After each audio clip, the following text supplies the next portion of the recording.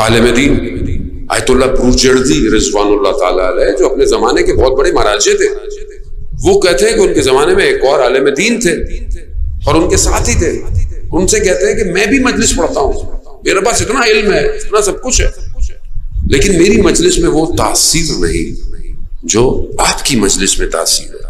ماجرا کیا ہے؟ تو وہ کہتے ہیں جب میں نجف میں پڑھتا تھا تو میں سامرا گیا زیارت۔ سامرا تو آپ کو پتا ہے نا، انشاءاللہ اللہ ہم سب کو زیارت نصیب فرمائے۔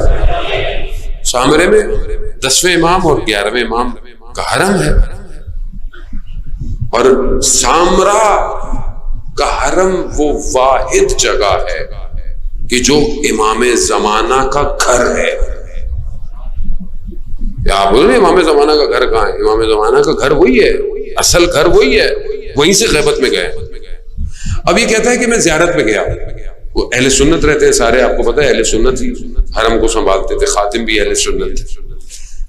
کہتے ہیں میں گیا، حرم بند ہوتا تھا، میں نے کہا دروازہ بند کرو، بس آپ کی زحمت ہے تمام، بس جانے کو تھوڑی دیر ہو، کہا دروازہ بند کرو، مجھے رات کو حرم میں رہنے دو، صبح کھول لینا۔ میں نے کچھ ہدیہ دیا اور بیٹھ گیا۔ اب جب رات گزری تو زری کے سامنے بیٹھا ہوا ہوں اور میں نے امام زمانہ سے گفتگو شروع کر دی۔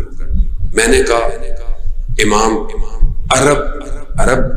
عربوں کے ہاں کچھ قدرے ہیں، اخلاقی ویلیوز ہیں۔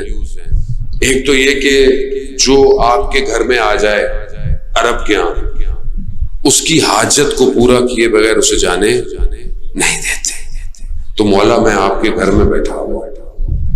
دوسرا، اگر عرب کو ان کے والد کا واسطہ دیا جائے تو وہ بھی اس کو خالی ہاتھ آ جانے کا، مولا آپ کے بابا کی زری کے مقابلے میں بیٹھا ہوا سامنے، کیا مجھے اپنی زیارت کروا دے، مجھے اپنی زیارت کروا دے۔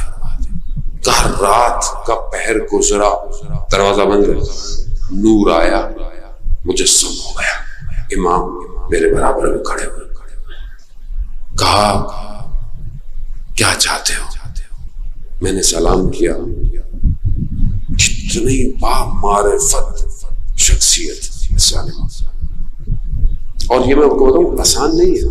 بہت سے لوگ ہم سے بھی وظیفہ مانگتے ہیں کہ مولانا کوئی وظیفہ دے دے، امام زمانہ کی زیارت ہے۔ زری کے سامنے کھڑا نہیں ہو جاتا امام کی، جبکہ قبر وہاں ہوتی نہیں ہے، قبر بہت نیچے ہوتی ہے، برداشت نہیں کر سکتا۔ امام کے سامنے کھڑا ہو،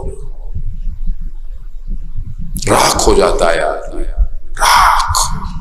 امام ہے وہ امام، سورج کی روشنی بھی اسی کے واسطے کی وجہ سے وہ ہے۔ کہا امام کھڑے ہوئے، میں نے کہا امام مجھے کچھ نہیں چاہیے، کتنا بامعرفت، مجھے کچھ نہیں چاہیے، مجھے صرف آپ کی سلامتی چاہیے۔ اللہ اکبر۔ روز ہم صدقہ دیتے ہیں امام کی سلامتی کا، اپنے بچوں کی سلامتی کا تو دیتے ہیں، امام کی سلامتی کا دیتے ہیں۔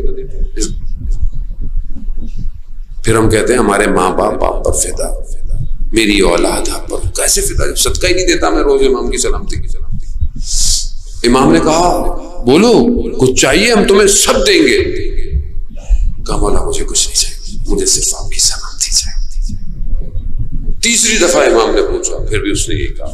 پھر امام نے کہا تمہیں تو مانگنا بھی نہیں آتا، جاؤ ہم نے تمہیں علم دیا۔